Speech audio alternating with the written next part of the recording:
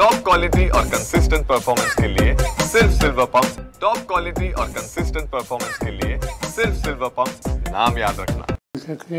गुजराती रामदास भास्कर अन्य सगळे सर आणि वंदे भगिनी नाव अतिशय सुंदर आणि विचारप्रवर्तक भाषण आपण या ठिकाणी ऐकल्याच्या नंतर आणखीन काही बोलावं असं मला अजिबात वाटत नाही. डॉक्टर अभय बंग आणि डॉक्टर राणी बंग यांचं काम गेल्या अनेक वर्षापासून महाराष्ट्रातल्या गडचिरोली जिल्ह्यामध्ये होतं याची कल्पना आपल्यापैकी अनेकांना. आजच मी त्यांना विचारत होतो की तुम्ही जिथं काम करता तिथं नक्षल प्रश्न हा तुम्हा सगळ्यांना किती अडथळा देतो.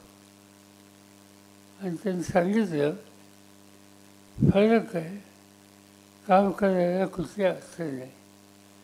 आणि विशेषतः वैद्यकीय क्षेत्रामध्ये कोणी काम करत असेल तर अजिबात प्रश्न आम्हाला लोकांच्या समोर येत नाही. आणि सहजच एक उदाहरण त्यांनी सांगितलं की एखाद्या गावामध्ये खेड्याच्या आरोग्यविषयी समस्या त्या संबंधी काही मदत करायला आम्ही गेलो आणि गावच्या लोकांनी चहा दिला नाही आणि नंतर नक्षलाईचं कळलं तर गावच्या लोकांना ते आपली नाराजी व्यक्त करतात की आरोग्य सेवा करणारे त्यांच्याकडे तुम्ही दुर्लक्ष करता, हे काही योग्य नाही. याचा अर्थ बदल त्या ठिकाणी व्हायला लागला. हा सगळा परिसर अतिशय देखणा परिसर आहे. अनेक ठिकाणी मी एकेकाळी गेलो की त्या काळामध्ये नक्षलीशी इतका नव्हता. मला आठवतं आहे की भामरागड हा जवळपास महाराष्ट्राचं शेवटचं ठिकाण आणि संबंधितची एकंदरीत स्थिती बघितल्याच्यानंतर आश्चर्य वाटतं. लोकांची शरीरकाची अतिशय उंच गोरेफान आणि अनेक वर्ष त्या भागामध्ये सगळ्यांना बरोबर घेऊन राहण्याची प्रवृत्ती ही त्या ठिकाणी बघायला मिळते. माझ्या मंत्रिमंडळाच्या सुरुवातीच्या काळामध्ये हा प्रश्न तयार झाला. माझ्या नंतरच्या काळामध्ये मी लक्ष घातलं त्याच्यामध्ये अनेक धोरण ठरवलं की हा काही लॉ अँड ऑर्डरचा इश्यू नाही. लॉ अँड ऑर्डरच्या संदर्भात भूमिका घ्यावी लागेल, पण फिरायला आदिवासीला तुम्ही मागासवर ठेवलं असेल, त्याच्या सुखदुःखाची सवलत होणार नसेल तर त्याला चुकीच्या रस्त्यावर प्रोत्साहन करायला कोणी नक्षल दिलेले प्रयत्न करत असतील तर त्यांना दोष देता येणार नाही. आणि म्हणून हा कायदा आणि सुव्यवस्था एवढा सीमित प्रश्न नाही. एवढा धरून एकंदर त्याच्या विकासाच्या संबंधीचा विचार हा करायला पाहिजे. आणि अलीकडचे चित्र बदलतं असं दिसतं. मग प्रतिभाताई गेली 40 वर्ष त्या भागात काम करतात. ते निकालच घेतला की आरोग्य सुधारणार. त्या सगळ्या भागामध्ये देसाई वरसा असेल, आजूबाजूची बाकीची गावं असतील, ज्या काही लोकांच्या समस्या आहे त्याच्यामध्ये आरोग्यविषयक सुविधाची कमतरता हे अत्यंत महत्त्वाचा प्रश्न आहे. आणि म्हणून ग्रामीण आणि आदिवासी आरोग्य सुधारलं किंवा दुर्गम भाग आहे तिथं आरोग्याच्या सुविधा देणं, माता आणि बालमृत्यू याचं प्रमाण कमी कसं होईल याच्यावर लक्ष केंद्रित करणं आणि या सगळ्या गोष्टीवर या पतीपत्नीने आपलं आयुष्य वाहून दिले. आणि म्हणून या सगळ्या क्षेत्रामध्ये काम त्यांनी केलं त्याची नोंद देश पातळीवर घेतली, आंतरराष्ट्रीय पातळीवर घेतली, त्याची नोंद यशवंतराव चव्हाण प्रतिष्ठानने घेतली. आणि मला आनंद आहे की त्यांचा या ठिकाणी राष्ट्रीय पुरस्कार देऊन आज आपण त्यांना सन्मानित केलेले.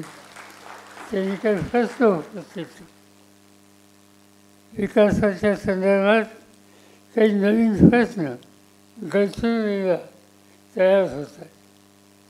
ही गोष्ट खरी आहे की सूर्यागड असो किंवा जिंदालांच्या प्रकल्पाचा उल्लेख करत त्या सगळ्या भागामध्ये स्त्रीला उपयुक्त अशा प्रकारचा उत्तम कच्चा माल हा ते कार्य आहे. पण त्याचे दुष्परिणाम आहेत, नाही असं नाही.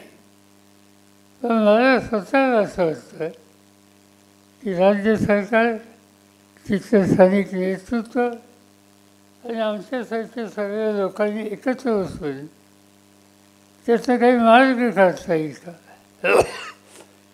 हे इतकं उच्च दर्जाचं लोह या देशात आज गरजेचं आहे. ही गोष्ट लक्षात ठेवून काही पर्याय त्या ठिकाणी निघेल का या गोष्टीच्यासाठी विचारविनिमय करण्याची गरज आहे. आणि तिथं निवड विरोधासाठी किंवा राजकारणासाठी राजकारण ही भूमिका घेणं कितपत योग्य होईल याचा विचार करावा लागेल.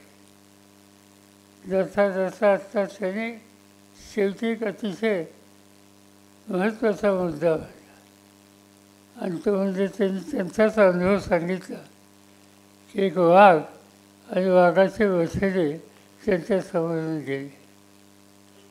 हे काम आणि अशी उदाहरणं आता गडचिरोलीपुरती सीमित राहिली नाहीत. आज मुंबईमध्ये काहीतरी बातमी वाचायला मिळते की इथं विस्ट्या गेला.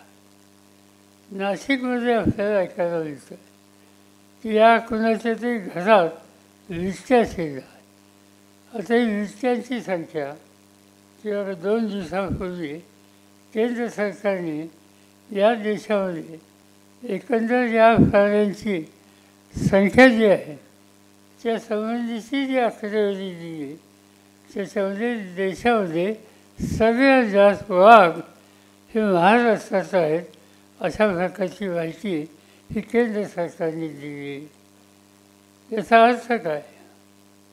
याचा अर्थ मला स्वतःला असं होतं की तुम्ही आम्ही लोकांनी त्यांच्या निवाऱ्याच्या ठिकाणी हस्तक्षेप केला.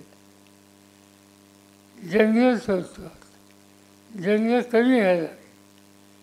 वाघांचं राहण्याचं विट्याच्या राहण्याची ठिकाणं तिथं आम्ही शिरलो आणि त्या सगळ्या गोष्टीचा परिणाम काही प्रमाणात या ठिकाणी होत आहे. म्हणून त्याबद्दल सुद्धा बसून विचार करण्याच्याबद्दलची गरज आहे. आज पती पत्नी या दोघांची या पुरस्काराला निवड झाली. यशवंतराव चव्हाणांच्या नावानं हा पुरस्कार आहे. महाराष्ट्राचे पहिले मुख्यमंत्री म्हणून त्यांचा परिचय, एक दृष्टी असलेलं असं नेतृत्व म्हणून चव्हाण साहेबांना आपण ऐकतो. या सगळ्या महाराष्ट्राचा चेहरा कसा बदलता येईल यासाठी त्यांनी शेवटपर्यंत प्रयत्नाची पराकाष्ठा केली आणि म्हणून महाराष्ट्राला आणि देशाला एक दिशा देणारा एक सुसंस्कृत देशप्रेमी व्यक्तिमत्वाच्या नावानं हा पुरस्कार गेले काही वर्ष आपण सुरू केला. तो योग्य लोकांनाच मिळेल याची काळजी आपण घेतो आणि त्याचं महत्त्वाचं कारण त्यांच्यात व्यक्तींची निवड करायचा अधिकार डॉक्टर काकोडकर आणि त्यांच्यासारख्या सहकार्यानं आम्हा कोणालाही नाही. आणि त्यामुळं डॉक्टर वांग प्रतिभूषणी यांच्यासारख्या लोकांची निवड या ठिकाणी होऊ शकते याचं मला मनापासूनचं समाधान आहे. मी अधिक बोलून आपल्या सगळ्यांचा वेळ घेऊ इच्छित नाही. श्री वांग या ठिकाणी उपस्थित आहे, राणी येऊ शकल्या नाही, पण तरी ठीक आहे. त्यांचे 2 शब्द आपण या ठिकाणी ऐकले आणि सगळ्यात महत्त्वाचं डॉक्टर वांग यांनी एकंदर स्थिती आज गडचिरोली किंवा त्या भागातल्या लोकांचं एकंदर चित्र अतिशय चांगल्या रीतीनं आपल्यासमोर मांडलं आणि तिथं परिवर्तन करण्याच्यासाठी कशी पावलं टाकली पाहिजे या प्रकारचे विचार हे आपल्या सगळ्यांच्या समोर ठेवले. त्याबद्दल त्यांचं मी अंतःकरणापासून अभिनंदन करतो, पती-पत्नीचं अभिनंदन करतो, तुम्हा सगळ्यांना धन्यवाद देतो आणि माझे 2 शब्द सोडतो.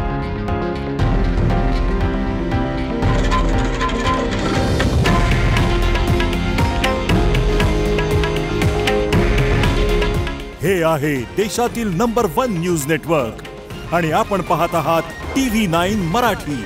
काळजी तुमची, हित महाराष्ट्राचं.